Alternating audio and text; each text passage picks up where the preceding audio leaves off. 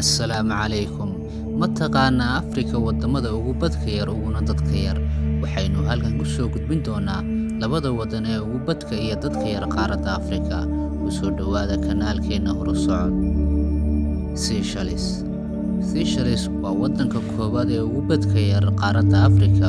Waxa uu gaadhaa badkiisu 451 kiiloomitir.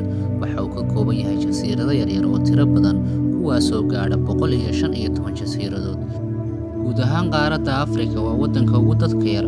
Waxaa ku nool 89,908 qof. Waa dad ka yar dadka ku nool magaalada Gabiley. English, Faransiis iyo Karyola waa luqadaha rasmiga ah ee wadanka lagaga hadlo. Caasimadiisa waxaa la yidhaahdaa Victoria.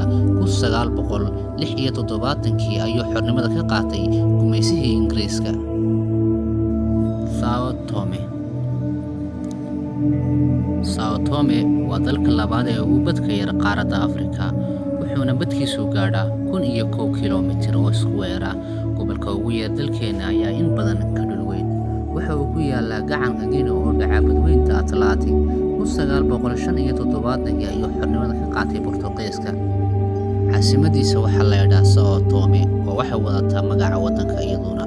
Inta badan waa dhul buuraley ah, waana dhul aad u qurux badan. Waxaa ku nool 165,397 qof.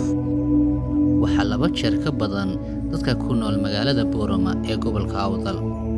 Guud ahaan qaaradda Afrika waa wadanka labaad ee ugu dhaqaalaha xun amaba ugu faqiirsan. Waxaa kaliya ka faqiirsan Tansaaniya. barnaamijkeena maanta intaas ayuu ku eegayay. Inta mar labaad kulmi doono. Wassalaamu calaykum.